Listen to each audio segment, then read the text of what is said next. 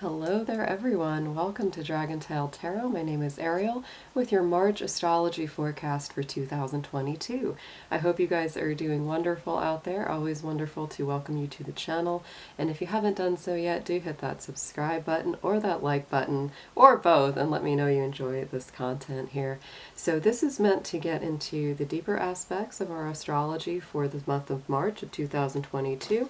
All of my, sign by sign videos will focus more on the tarot cards and the tarot reading. This is going to get a little bit deeper into the astrology. So I'm going to go ahead and put this sheet up. I hope my camera will not get too fuzzy on me here, but we're just going to take a peek at what's happening. And you can see quite a pile up of planets, mostly in this section. This is huge, guys. This is how our month of March begins. That is the 1st of March coming in. And you can see here that we have quite a lot in the 3 oldest signs, which would be Capricorn, Aquarius, and Pisces. I think a lot of what's going to be felt this month are some things coming to a completion. We are going to finally come to the end of Venus's tour of the sign of Capricorn. That has been with us for about 4 months total. That is a very long time for Venus to stay in a sign, and that is simply because she was in retrograde for about 6 weeks there. So this has been a long journey of Venus in the sign of Capricorn. I can absolutely imagine that many people have felt very challenged, tested, and have gone through a lot of ups and downs, especially in the area of love, relationships, and all sorts of friendships and commitments. And I would say that as it, has been traveling the last little bit here with Mars, also in Capricorn, this has brought us a big energy of setting and keeping our boundaries, honoring ourselves, knowing what we need, not allowing people to take advantage of or not appreciate who we are and what we bring to a relationship. I would also say because this is in Capricorn, we've become very, very strongly aware of what we are giving to a relationship. If we're giving, and never getting anything back, if there's just imbalance in any area, or if we're looking at does this relationship have what it takes to last the long haul, that has been a big emphasis as well. With all of this Capricorn, it also, of course, certainly brings in Pluto into aspect, of course, Pluto being in those last couple degrees of Capricorn as well. Pluto is, a long-ranging planet, takes a long time to go through one sign, so that will still be there until 2024, I believe. Can't really remember if it's 23 or 24. I'll repost that. But, because of this, we're feeling at this time and at the beginning of March here, quite a lot of intensity in those areas. Things may be feeling very explosive. Things that people have kept in for a long time come to the surface. It's important and it is advisable to be careful about how you express aggression, anger, assertiveness, etc., because there's really this make or break kind of energy that comes from Pluto. Pluto deals with death, resurrection, and rebirth. And so this is a time when bridges could definitely get burned. So be very careful. If you don't want to burn those bridges, you've got to watch out. And I would say that this is an energy that has also been pervasive through most of February. So we are looking at this coming to an end. Mars and Venus will both be moving out of Capricorn into the sign of Aquarius on Saturday, March the 5th. That's going to be quite a shift, especially for the Venus sign. And I would say that this is really going to change us up.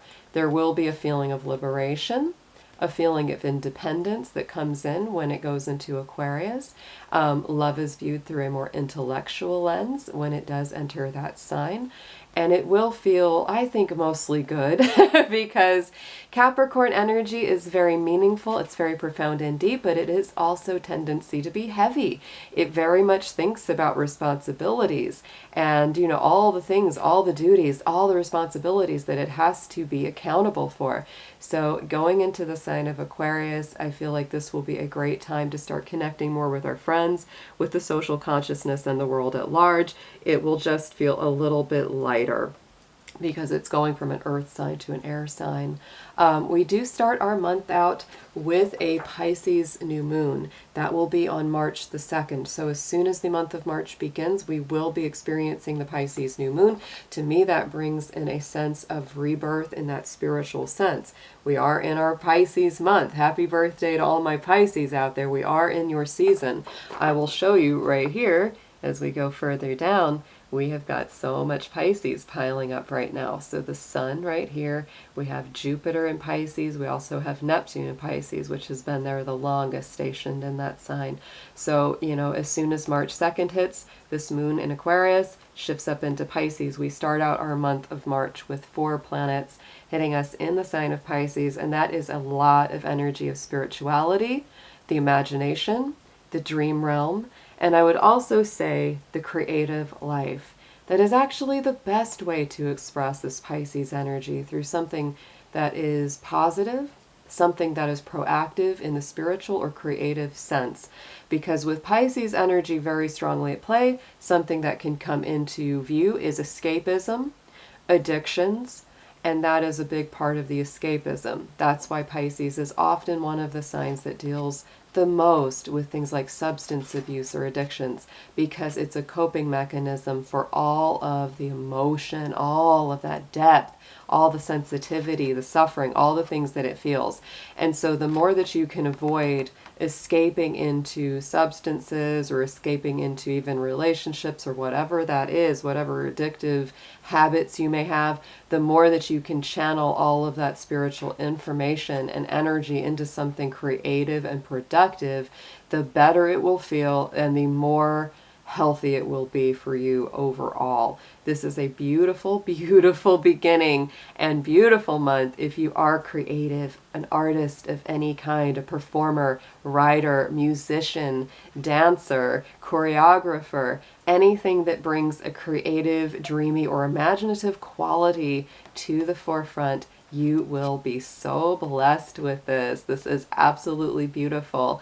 Then on Wednesday the 9th, Mercury, our planet of thought and communication, leaves the sign of Aquarius for Pisces as well. So we are just going to have such a banner time for Pisces as we go through this month of March, especially the first half. That to me, again, your mind will be turned more towards, again, those creative, imaginative realms. So absolutely beautiful time for spiritual thought, spiritual work, release, healing, and channeling all that inspiration, all those dreams into something that's very, very healthy and very productive. Our full moon will be with us on Friday the 18th. That full moon will be in the sign of Virgo. So it will be a moon of cleansing, purification, looking at our habits, looking at the things that we do over and over again, because Virgo is very much about our habits. It will be that balance of give and take, because Virgo is a service to humanity sign. Its motto is I serve. And so Virgo is very much about helping others, and it is about organized groups as well. So whether you are a Virgo or whether you are just tapped in super strong to that full moon in Virgo on Friday the 18th, that will be with us at 3:18 a.m. Eastern Standard Time, by the way.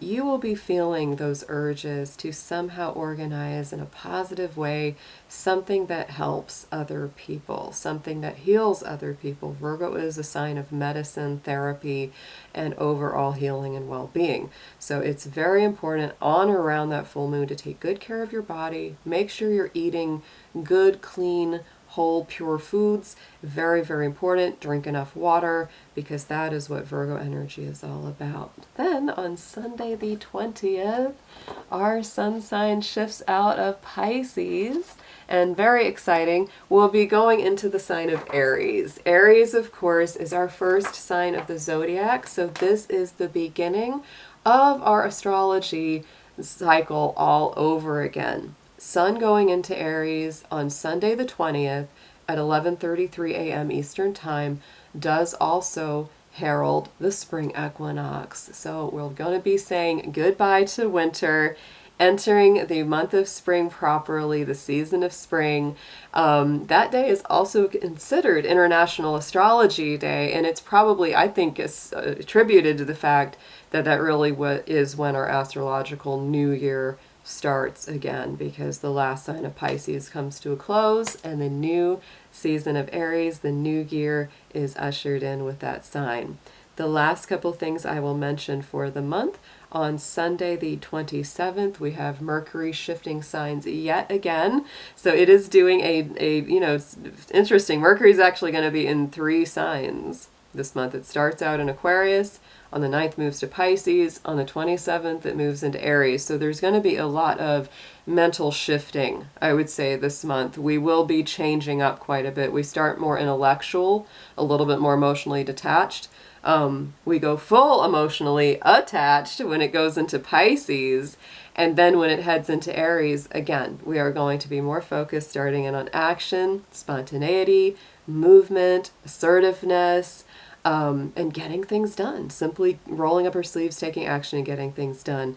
Another interesting thing I'm going to mention about this month of March, similar to January, it comprises 2 new moons. We start out with the Pisces new moon on March the 2nd. We end with the Aries new moon on the 31st. So we are bookended in the month of March by 2 new moons. I really feel we need some kind of term. When there's 2 full moons in a month, we call it a blue moon. What do you call it when there's 2 new moons? Because that's what we've been experiencing this, a couple times already this year. And I think that what these double new moons really show is new beginnings, new initiations, new starts of things, because those new moon cycles, I, in a lot of ways, like them even more than the full moon. The full moon is the culmination, but the new moon is the build-up. It's that 2-week cycle before the new moon where we're getting more productive, we're building, we're growing, we're taking action, we're planting seeds, we're building connections, business, all of that. It's very, very positive. It feels very productive, and Capricorns like me love that feeling. So new moon energy is very strong yet again. I feel like it really predominates the whole feeling of the month of March. The only time that it's going to be a little bit more sleepy or a little bit more restive is going to be after that full moon in Virgos. So from like the 19th through the 30th, it's going to be a little bit more about surrender and about release, because when the moon is waning, those are the good things that we do then, is to let go of things, cleanse, clear, detox, purify our mind, purify our body and our surroundings. But then that new moon shifts up right again at the end of the month, and we're right back in that feeling of building and growing and getting things done again. So I would say, this is a beautiful month ahead. I love the energies of the older signs, right? Having all that older sign energy of Capricorn, Aquarius, and Pisces is very positive. The only planet that's not in those signs until the end of the month is Uranus, is in Taurus still. But because of all that Capricorn energy, you can see that we've got quite a lot of nice sextile and trine energies coming from Uranus, which is very positive. I feel like, this is a month that really gets into completing and understanding big lessons in relationships, especially around our healthy boundaries. That, it is totally okay to be yourself and to work on yourself and to maintain your center no matter what the relationship is. And if it's a good, healthy working relationship, there will be mutual respect for both people's work, both people's ambitions, goals, and desires, because that's what Capricorn deals with, and those boundaries are being very strongly placed around that, and it either demands respect or it requires release or change. So it's a very powerful thing, guys. I love the fact that we're shifting out of those older signs and then coming into our beautiful spring equinox as the sun goes into the sign of Aries on the 20th. So I would say March 2022 is a time of completions, setting of healthy boundaries and goals, and using some of that magic of Pisces and the action of Aries to make our dreams a reality. That's very much what it's about. So I hope that this has been helpful for you. If you have any questions regarding anything here, or would like me to address anything regarding things like asteroids or specific patterns in astrology, just post them down below in the comments section. I'll get to them if and when I can. And great to see you guys. Take care and have a beautiful month.